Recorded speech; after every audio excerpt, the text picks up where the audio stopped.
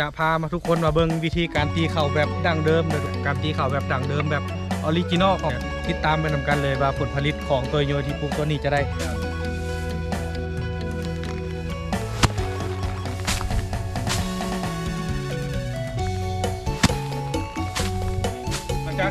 นี่เนาะก็จะเป็นการตีเข่าแบบคนยุคใหม่เนาะ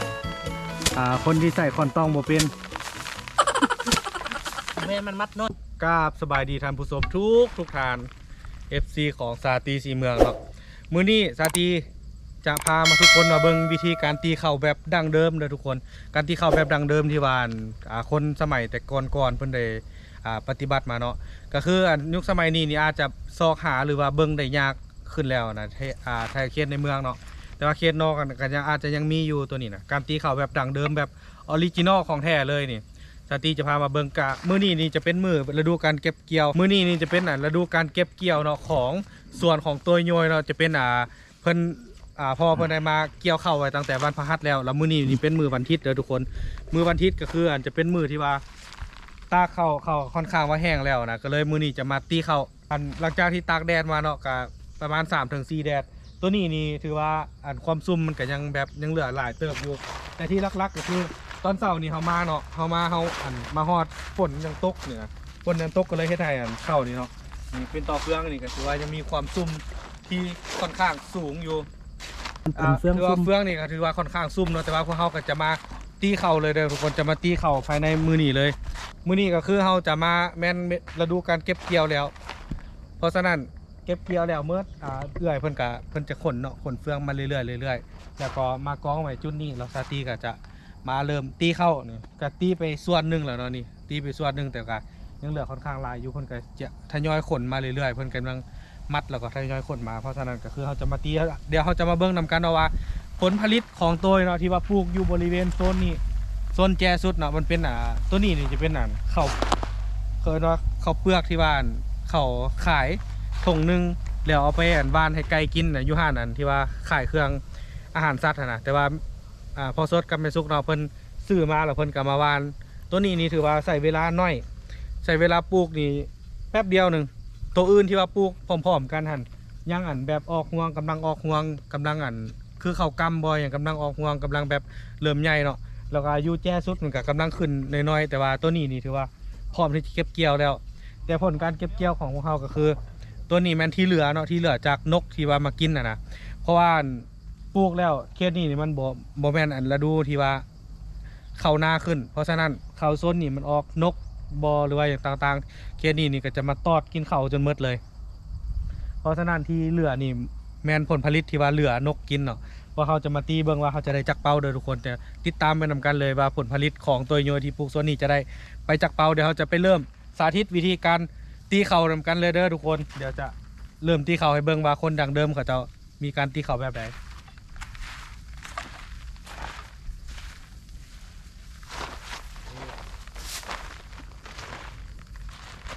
มัดเข้าเนาะทำวิธีเขาเกี่ยวเนาะเขาเกี่ยวขึ้นมาแล้วเขาก็จะมามัดให้มันเป็นมัดแล้วนี่ก็พาเข้าปลายเข้าจะอยู่โซนนี้ตัวนี้ขอเกาะนี่มันเป็นเสื้อเขาก็เอาเสื้อเกาะขึ้นมาก่อนกินเข้าไปแล้วเขาโอ้ย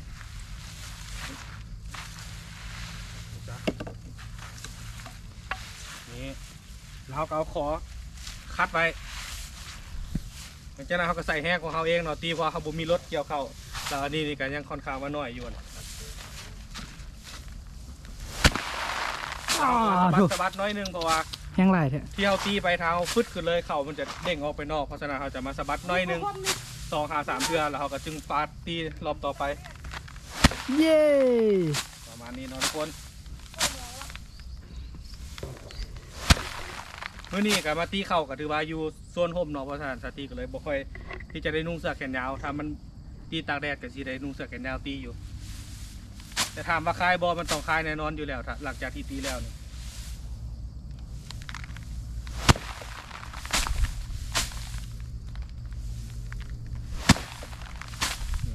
หลังจากที่เข้าออกเมดเนาะเข้ากับซัดออกโซ่มึงดูประมาณนี้ว้าแขนแตงลองเอา2 มัดพร้อมกันหนูได้บ่3เลยบ่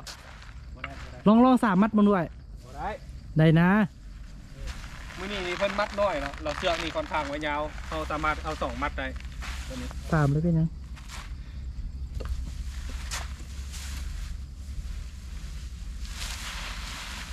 สาตีเป็นคนที่แกร่งที่สุดภายในเฮือนเนาะ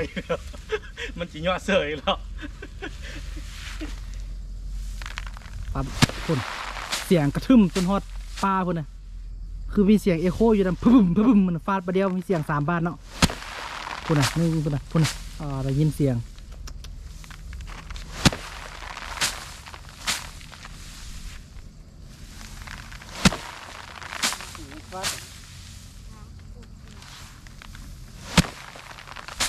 ไม่ได้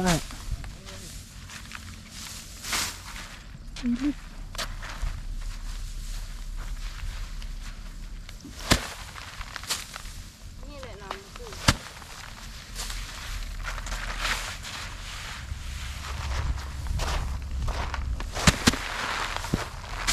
นี่มีแม่อันเป็นภาพนอนนะ ห้องนี่ไม่ไอเฮ็ดเสือพลังเดียว มันยังบ่ทันฮอดมือน้ำนั่นแต่เด้ปกติการตีเข้านั่นนี่มันจะมีหลายๆคนเขาจะมาซอยกันมีผู้บ่าวผู้สาวก็เลยเฮ็ดให้การตีบ่เมื่อยเนาะตีไปแล้วก็ยอกผู้สาวไปที่อยู่เขตนอก แต่ว่านี่เพิ่นไปประจำที่ตอนอยู่บ้านนอกนี่ ต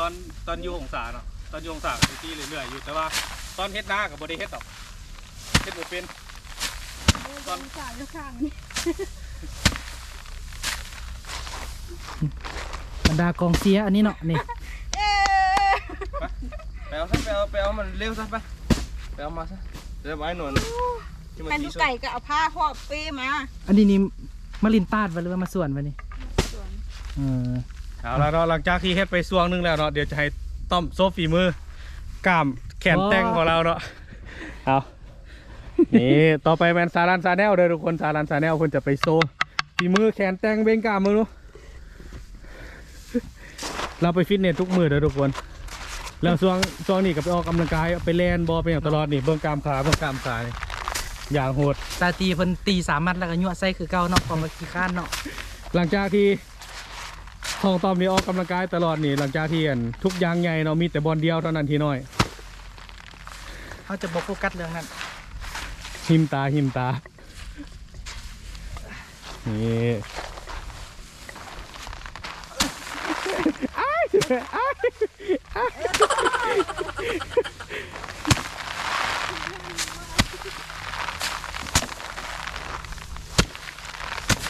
มุมโฟกัสนี่อย่างที่เลยตอบ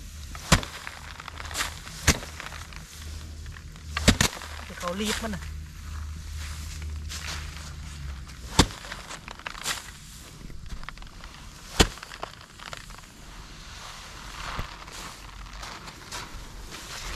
คือการที่ยูนเคนอเนาะเพราะว่าเข่ามันหลายเลยทุกคนในการที่ว่าตีเข่าแต่ละเทือกก็คือจะเฮ็ดให้เฟืองเนาะมันหลายเพราะฉะนั้นการลิ้นคลายเครียดของคนเคนอก็คือการซัดเฟืองออกไปเนาะผู้ใดจะซัดได้ไกลก่อนกันเพราะว่ากองนี่มันจะกองแบบทุ่มใหญ่ทุ่มอยู่เลยนะหลังจากที่ตีเนี่ยปุ๊บมันก็จะซัดเฟืองออกผู้ใดได้ไกลกว่าผู้นั้นชนะอย่างประมาณนั้นก็เป็นการละเล่นอันหนึงของภูมิปัญญาที่ว่าคลายเครียดเนาะของซับคนแต่เก้าตะกี้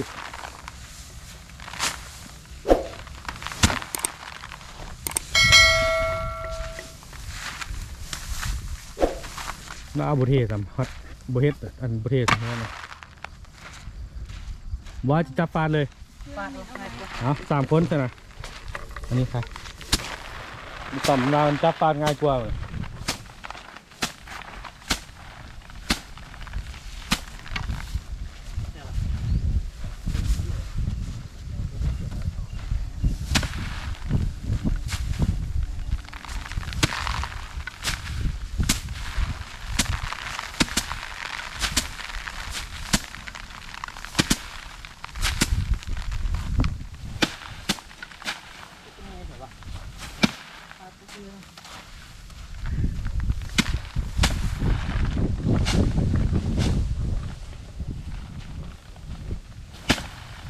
ผู้สาวตีเข่าปีนี่เนาะบ่มีคนตีซอยติดต่อได้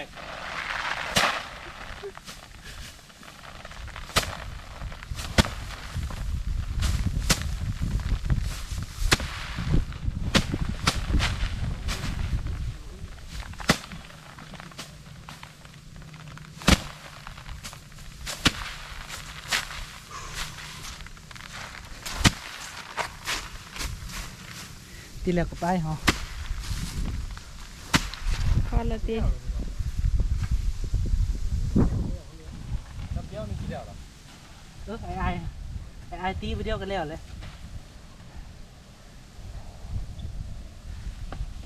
มันเป็นอย่างตั้งแต่กินอย่างมากเป็นน้ำไขมันเส้นเลือดไหล เอาเป้านึงก่อนเลยโดนสามเป้าเราเอาไปได้ว่า3 เป้า3 ตีเลยเอาเป้า1ก่อน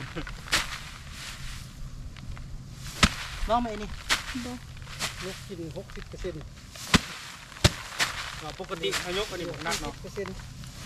อันนี้ข้อมูลซึกคือแบบมันจิมดเลยตีไปเถอะเดียว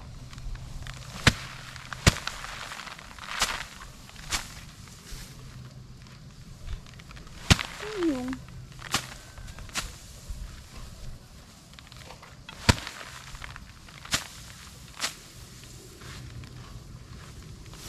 พ่อละบอก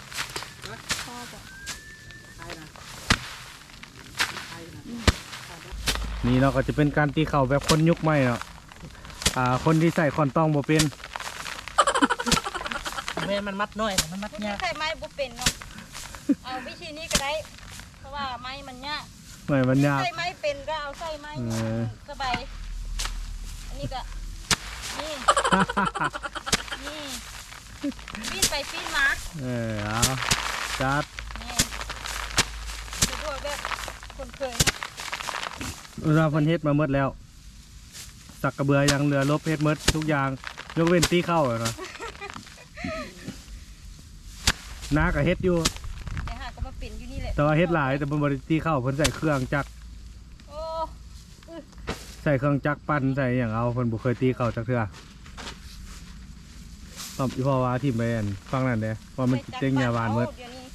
อันนี้มันน้อยได้ตีเอา อือฮึ ตีเอาก็เป็นบทเรียนเขาอย่างหนึงเด้ อืมเพราะว่าอยู่เขตนอกอันมันเขาจะเอาเข้าหลายเลยหลังจากที่อันเกี่ยวมาแดดสัก3-4 แดดเพิ่นก็เก็บมาแล้วก็มากอง สามเทื่อนะคะ มากองกันปลาไว้แล้วก็นัดคนมาเพื่อมาตีเนาะว่ามันจำนวนหลาย หลังจากที่อันนั้นแล้วก็มีบางเจ้าที่ว่าเอาไปกองไว้บ่ทันได้ตีเถอะแล้วก็มีคนมาแกล้งกันเอาไฟมาจุด เออ หมดเลยหน้าหมดปีบ่เหลือหยังเข้าก็บ่ได้เฟืองก็บ่ได้เหลือแต่ขี้เท่าตัวนี้มันก็มีเคสให้เห็นเรื่อยๆอยู่แต่ละปี แต่ว่าอยู่อันถ้าว่ามีคนนั่นมากวนนั่นน่ะมันก็โอเคอยู่ เฟืองไว้เนาะ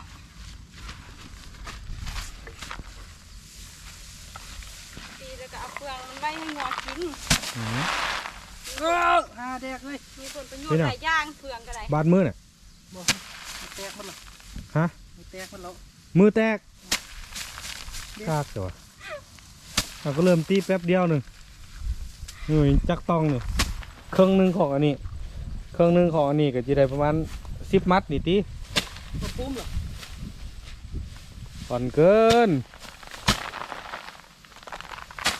ปุ๊บมันนึง อยู่กบมันเป็น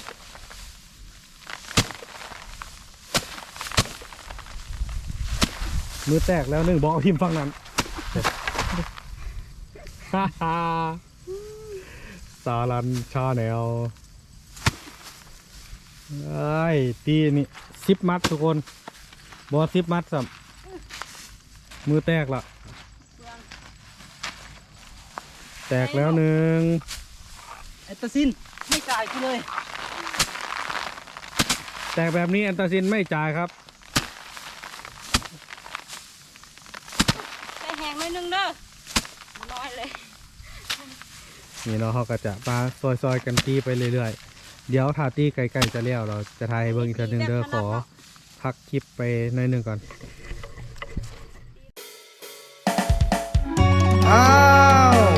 ถ้าเจ้ายังหักความโสดได้โปรดไปไกลๆแต่ถ้าเจ้าเบื่อความโสดยามใด ขอเชิญดาดาดาดังดาดังดาดัง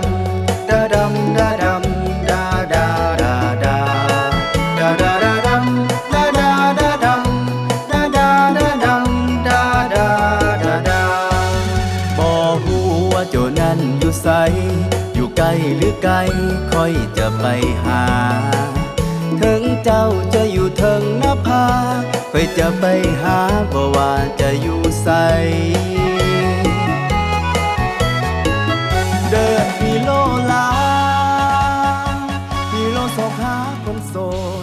จงได้โปรดน้องจงอย่าพักใส เอาแล้วเนาะเขาตีเข่านี่ก็ถือว่าเกือบจะสำเร็จแล้วนะทุกคนยังเหลืออีกแค่น้อยเดียวนี่ยังเหลืออีกแค่น้อยเดียวต่อไปก็จะเป็นการวีเนาะการวีเอาเฟืองเอาอย่างออกแล้วก็เฮ็ดให้บางทำมีวีนะเขาจะมีวีใหญ่ๆหรือคือวีของผีกระดงนะทุกคนก็จะเอามาเราเอาพัดเอาเขารีบเขาอย่างออกเนาะแต่ว่าอยู่นี่บ่มีก็น่าจะบ่ฮู้ว่าพ่อจะใส่อย่างปัดเขารีบออกเนาะเพราะว่าเข้านี่ก็ถือว่าคือเบาแหละมันเป็นส่วนที่เหลือของนกกินแล้วเพราะฉะนั้นแต่ละห่วงเนาะมันก็ถือว่าจะแบบบ่ค่อยหลายนะทุกคนนี่มันจะเป็นนี่มันจะเป็นแบบย่อมๆน้อยๆสินะตีก็จะได้น้อยๆแล้วส่วนที่มีเขาเห็นนี่มันก็บ่แม่นว่าเม็ดเขาเต็มอีกมันก็จะเป็นเขารีบเขาอย่างนำนี่มันจะเป็นประมาณนี้เห็นบ่ทุกคนมันเป็นเขารีบเขาอย่างไปซื่อๆเพราะฉะนั้นก็คือจะเฮ็ดให้ผลผลิตเนาะรอบนี้นี่ก็ถือว่าได้น้อยหลายเพราะว่าเขาเฮ็ดนี่มันบ่แม่นยามหน้าดินกทั้งหมดมันบ่มีอาหารมันมาเห็นนี่มันก็จะมาแวะกินกกข้าวเขากินเม็ดข้าวเนาะมันก็จิเหลือแค่ประมาณแต่ซ้ำนี้แล้วต่อไปเนาะสตีกะจะขอปิดคลิปเนาะการตีข้าวกับซ้ำนี้มีแต่ว่าอีกจักหน่อยถ้าหากว่าสตีเนาะจะไปหานอเนาะถ้าหานอแล้วก่อน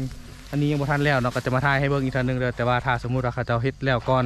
ที่สติหานอแล้วก็จะบ่ได้ถ่ายต่อเนาะเพราะฉะนั้นก็จะขอปิดคลิปตัวนี้ไปก่อนเลยแต่ว่าถ้ามีอีกก็จะใส่ถ่ายคลิปไว้ให้เด้อ